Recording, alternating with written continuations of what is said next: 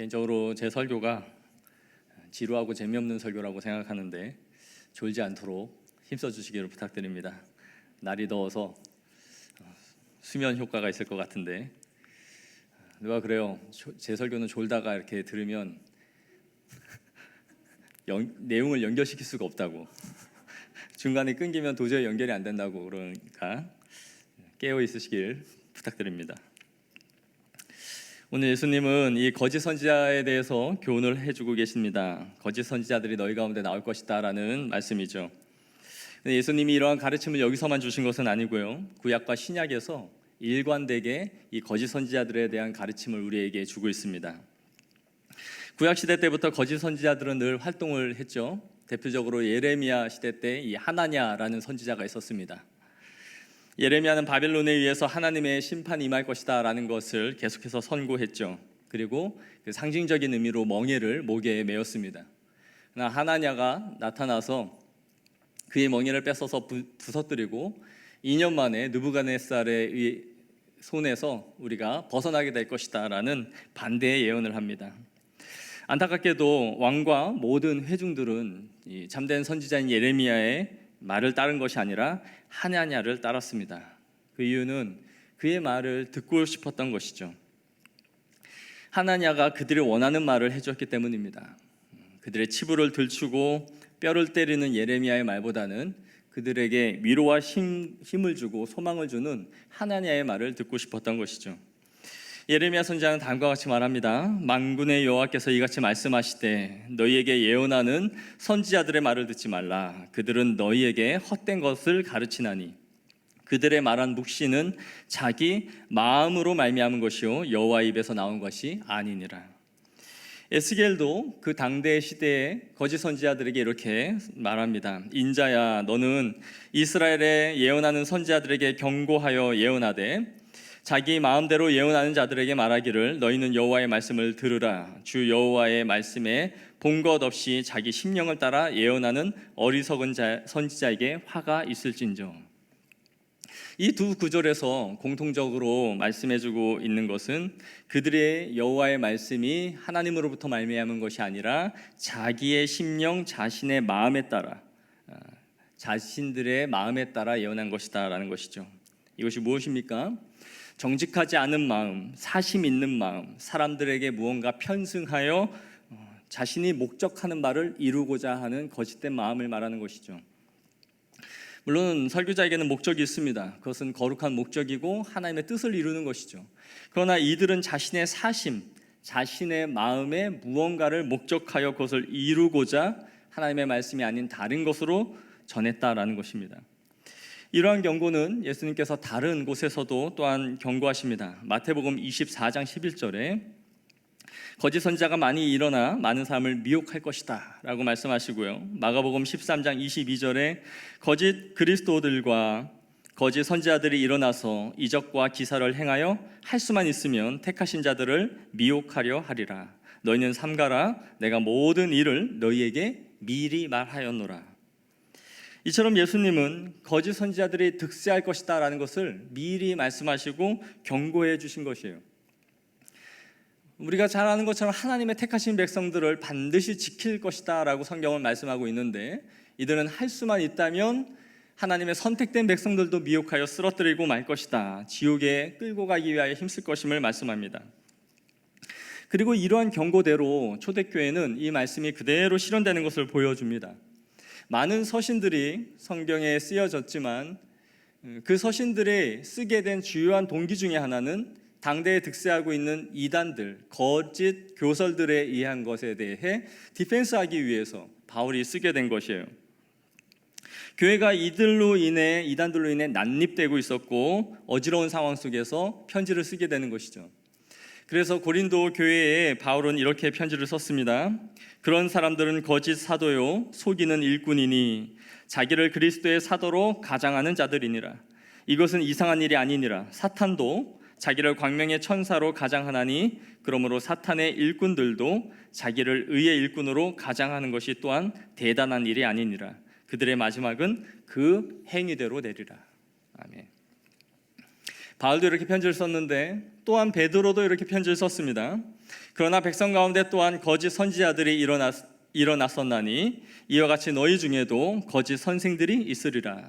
그들은 멸망하게 할 이단을 가만히 끌어들여 자기들을 사신 주를 부인하고 임박한 멸망을 스스로 취하는 자들이라.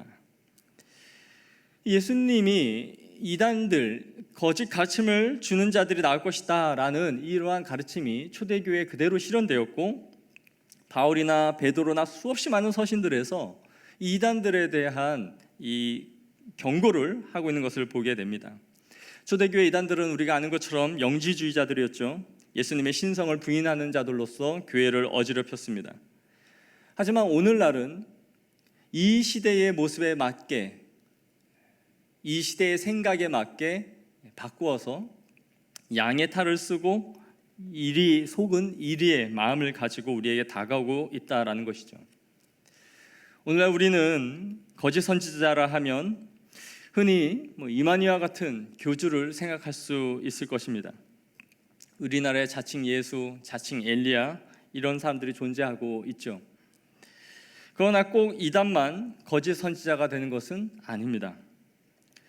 옛날 삼각산 기도원에 40일 금식 기도를 하고 와서 금식하는 중에 무슨 계시를 받고 꿈과 환상을 봤다. 그리고 글을 쓰고 그것으로 책을 냅니다. 그리고 자신이 아는 지인들 몇몇을 끌어모아 작은 모임을 만들고 그 작은 모임으로 시작한 그 모임이 거대한 집단으로 크는 경우들이 있습니다. 그리고 우리 사이에서 영험한 목사, 영빨 있는 목사로 이름을 날리면서 기성교회 성도들을 미혹하는 일들이 벌어지는 것이죠.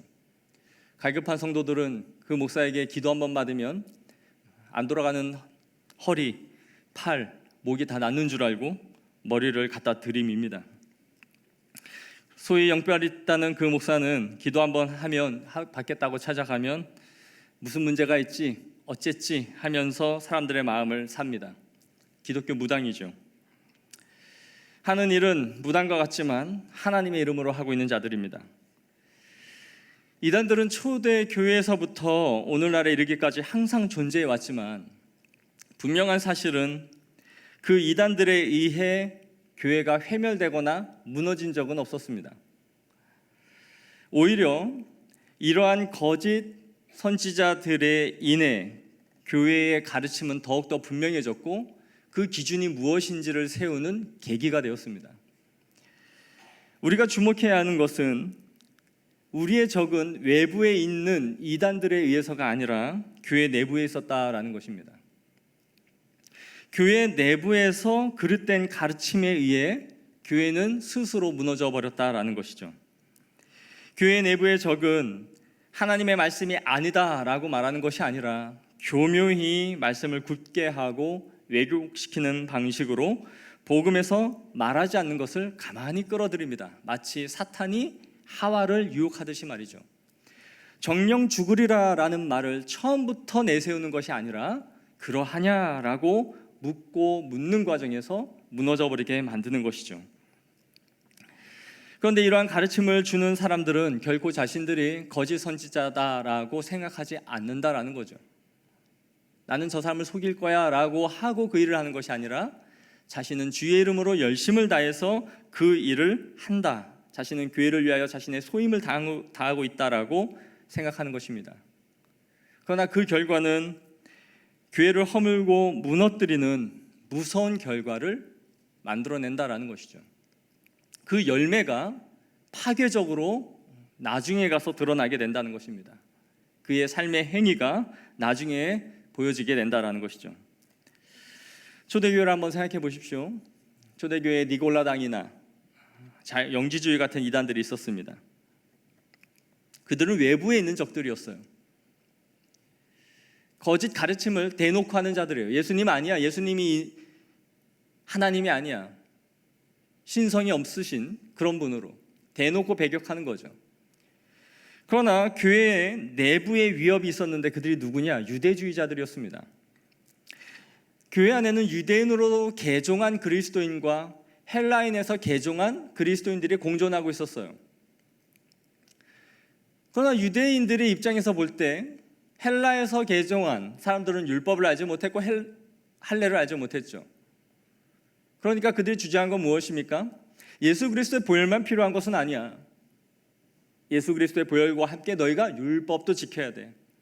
구약시대 때 모세를 통해 주신 율법을 그렇게 함부로 내쳐서는 안 돼. 할례도 받아야 돼.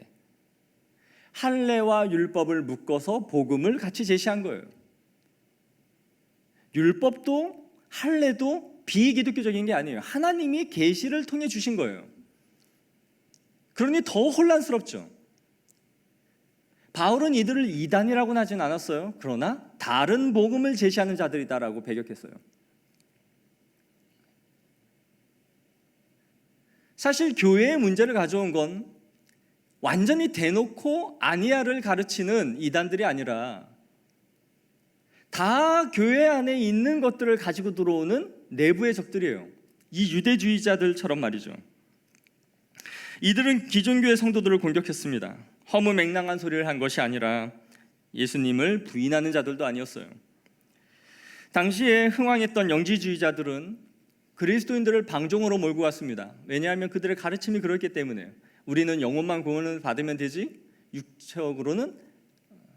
육체는 구원의 대상이 아니다.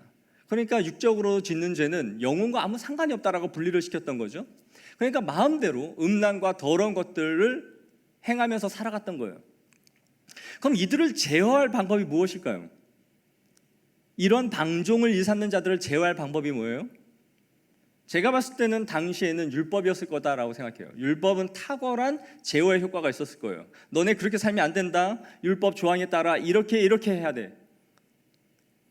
그런데 바울은 그 율법을 가지고 이단을 대항할 방법으로 사용한 것이 아니라 둘 다 아니다라고 말한 거예요. 그건 다른 복음이야. 오히려 이단들의 득세하는 것을 막기 위해서는 율법이 상당히 필요했을 거라는 거죠. 교회 안에서 율법주의가 필요했을 거예요. 그러나 바울은 이것을 대안으로 쓴 것이 아니라 오히려 복음을 허무는 것이다라고 보았던 거예요.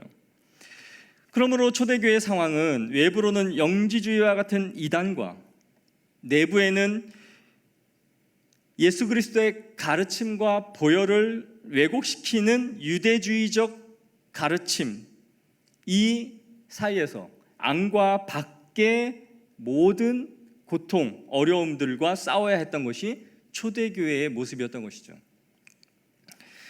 이것은 오늘날 우리의 이 시대의 교회에도 적용이 됩니다.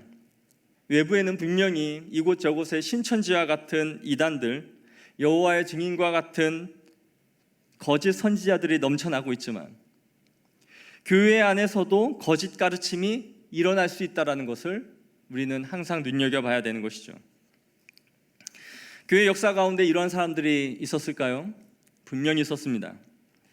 이전에 우리 교회에서 아브라함 카이퍼의 강의를 특강할 때에 기독교 세계관을 말씀드리면서 제가 독일의 슐라이어 마허라는 신학자를 말씀드린 적이 있었습니다. 자유주의 신학의 아버지라 불리는 신학자였습니다. 슐라이어 마허는 교회를 너무너무 사랑했고 이성이 발달되어져가는 이 시대 속에서 교회를 구출하고 싶었어요. 계몽주의가 팽배하고 이성이 발달해 가니까 젊은이들이 기적과 이적을 성경을 보면서 믿지 않는 거죠. 그러니까 이성에 맞추어서 복음을 전해야 되겠다라고 생각했습니다. 그들이 교회를 떠나가는 것에 대해 개탄스러워하며 성경을 사람의 이성에 맞게 설교를 했어요. 그러자 젊은이들이 교회로 몰려들기 시작했습니다. 그는 당대의 최고의 설교가였습니다. 교회를 허문 많은 신학자 중에 탁월한 설교가들이 있었습니다. 하르낙이나 슐라이러 마허는 정말 당대의 탁월한 설교가들이었어요. 설교를 하면 수천 명이 몰려들었습니다. 그러나 그 결과는 어땠습니까? 신앙은 감정적인 부분으로 전락해버렸고 예수님은 구원주의가 아니라 도덕 선생이 되고 말았습니다.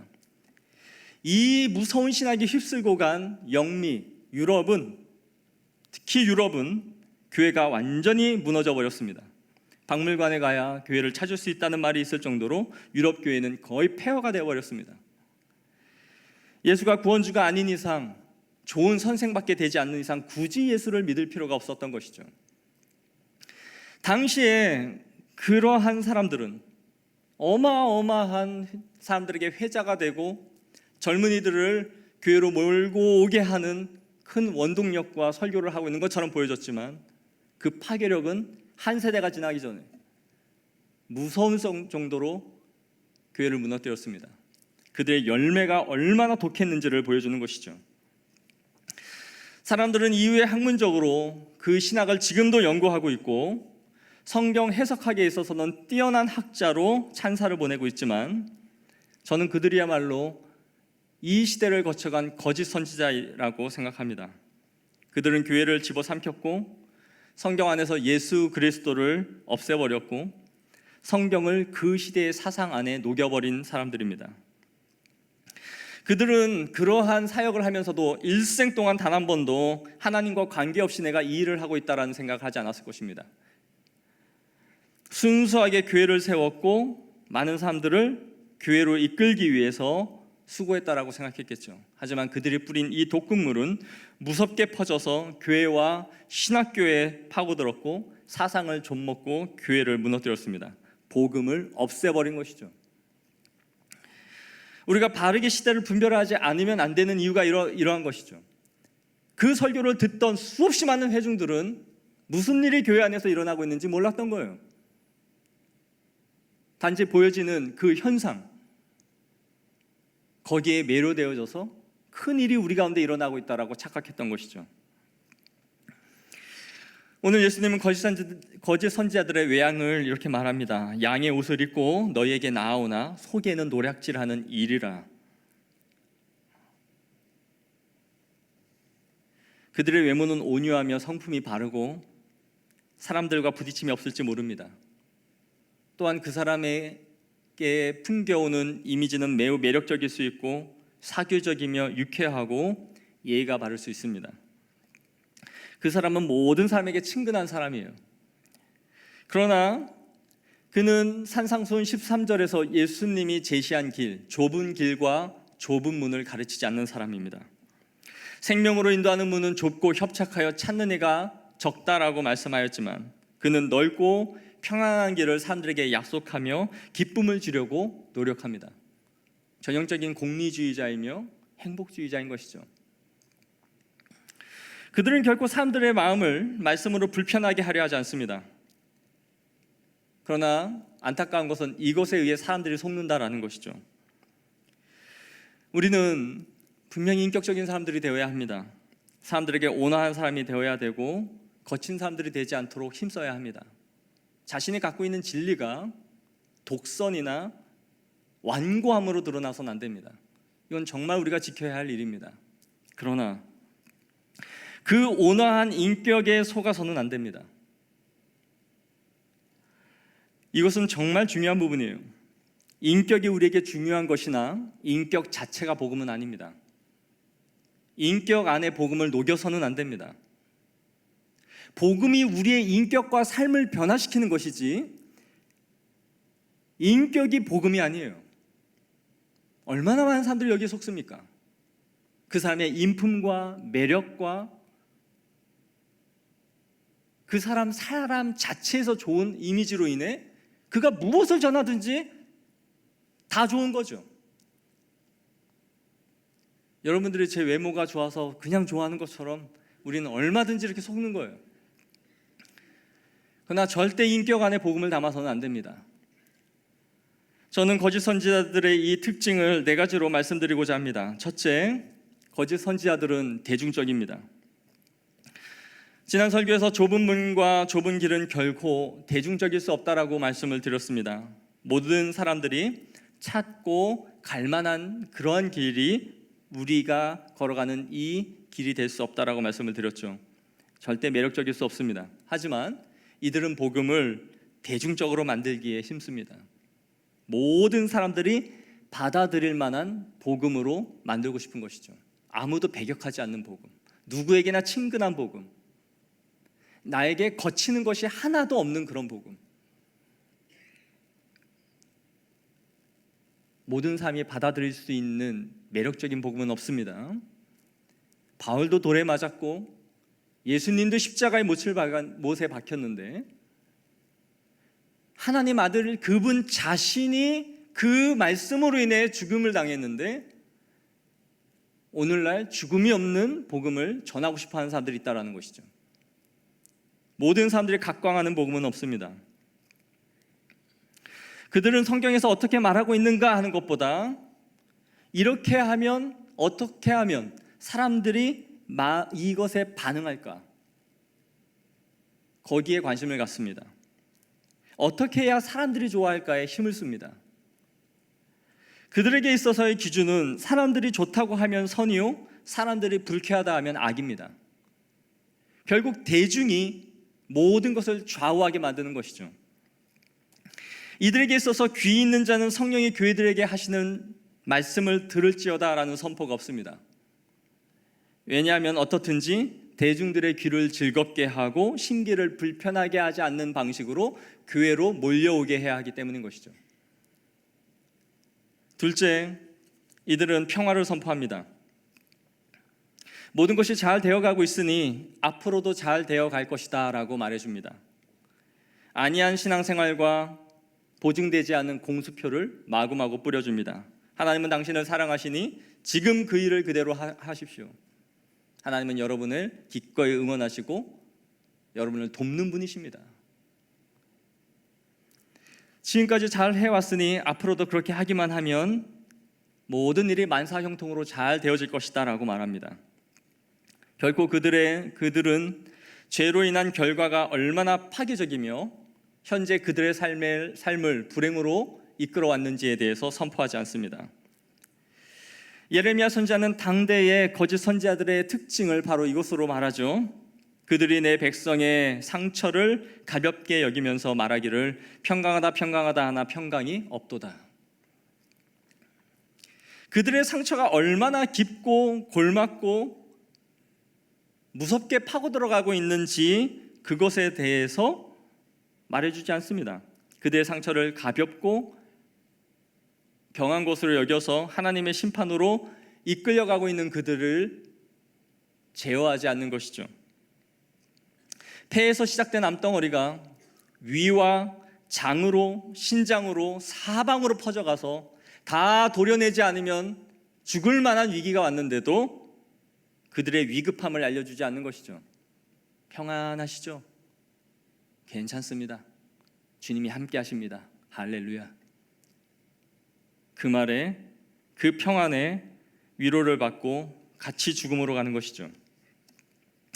셋째, 그렇기 때문에 그들은 항상 죄를 희석시킵니다. 결코 그들은 메시지로 죄를 사람들에게 직면시키지 않습니다.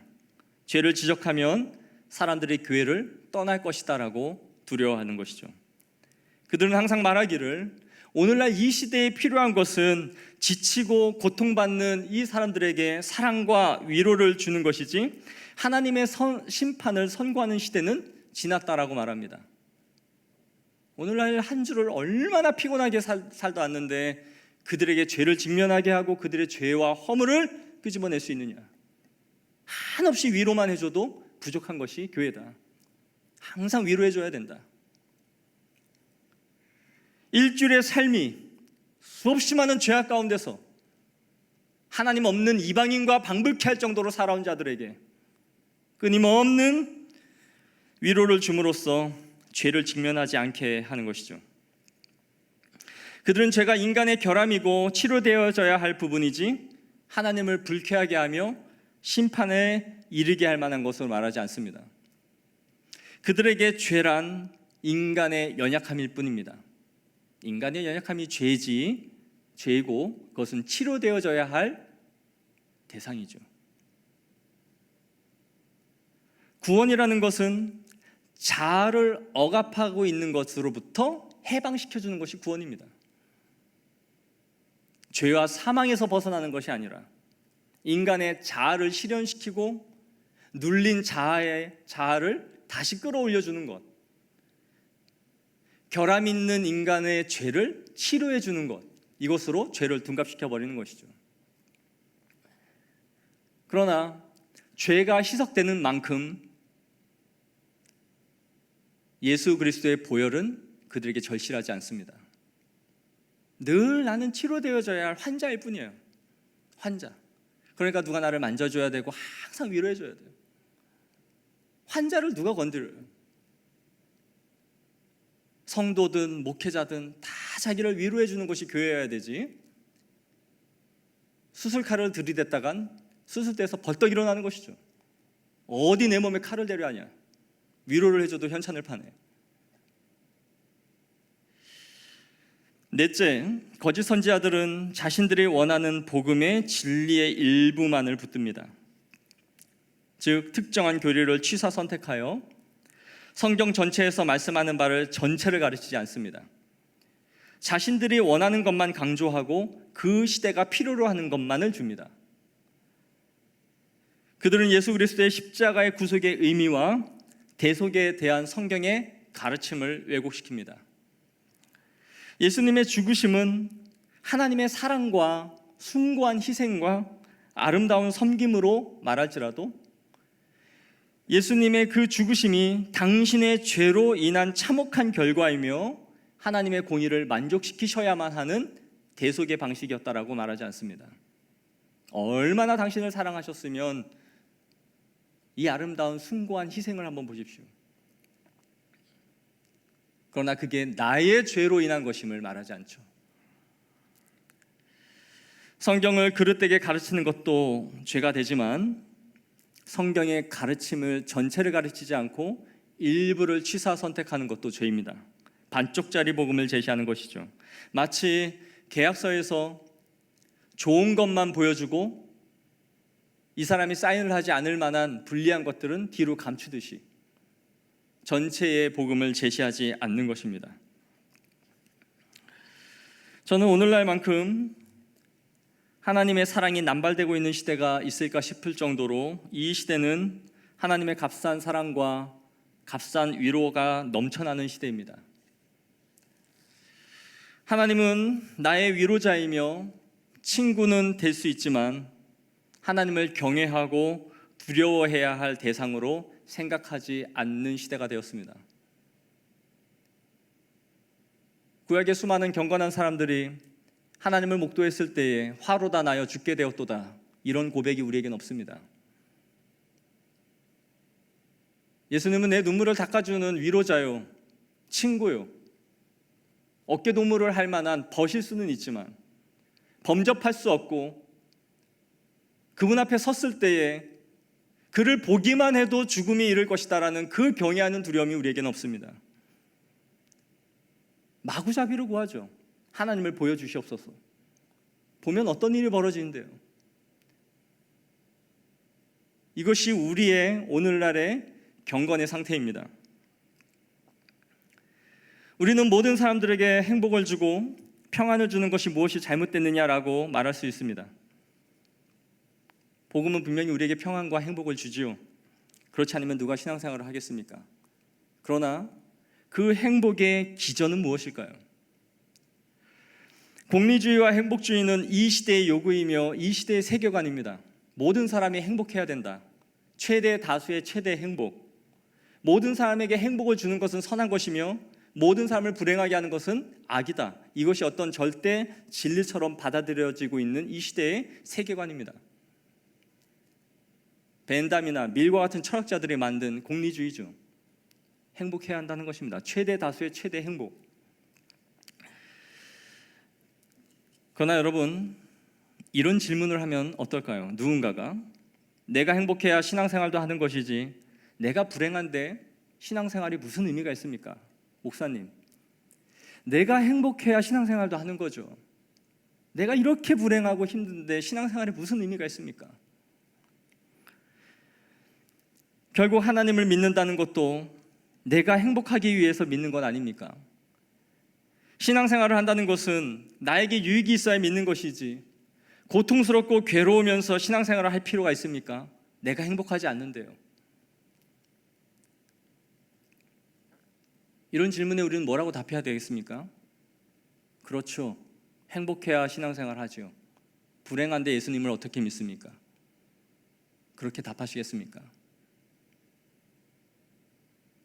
그런데 우리는 은연중에 이런 생각을 갖고 삽니다. 내가 불행하면 신앙이고 예수고 뭐고 다 필요 없다. 내가 행복해야 예수도 믿는 거다. 이런 생각은 얼마나 무섭습니까? 이들의 생각은 영생을 위해 자신의 생명을 버리고 예수 그리스도를 위해 순교자의 피를 흘린 그들의 모든 순교자의 피를 무의로 만드는 것입니다. 영원한 것을 위하여 영원하지 않은 것을 버리고 살아간 하나님의 백성들의 그 삶을 짓밟는 행위예요. 내가 행복하지 않기 때문에 복음을 짓밟을 수 있다는 것이죠. 이것이 공리주의고 행복주의입니다. 행복하고 싶다면 예수님을 믿으십시오. 맞는 말이지만 잘 생각해 봐야 하지 않을까요? 그 기저가 무엇입니까? 주님 없는 행복을 우리에게 약속해 준 바가 없는데 어떤 행복을 우리가 행복을 누리기 위해서 하나님을 믿고 있습니까? 이러한 가르침은 모양을 바꾸어서 시대에 따라 계속해서 활동하고 있습니다. 그렇다면 하나님은 왜 이러한 사람들을 두는 것일까요? 왜 이러한 사람들을 교회에 보내시고 설교자도 세우시고 이러한 가르침들이 넘쳐 흐르도록 하실까요? 신명기 13장 1절에서 5절 말씀을 보겠습니다. 너희 중에 선지자나 꿈꾸는 자가 일어나서 이적과 기사를 내게 보이고 그가 내게 말한 그 이적과 기사가 이루어지고 너희가 알지 못하던 다른 신들을 우리가 따라 섬기자고 할지라도 너는 그 선지자나 꿈꾸는 자의 말을 청종하지 말라. 이는 너희의 하나님 여호와께서 너희의 마음을 다하고 뜻을 다하여 너희의 하나님 여호와를 사랑하는 여부를 알려하사 너희를 시험하심이니라.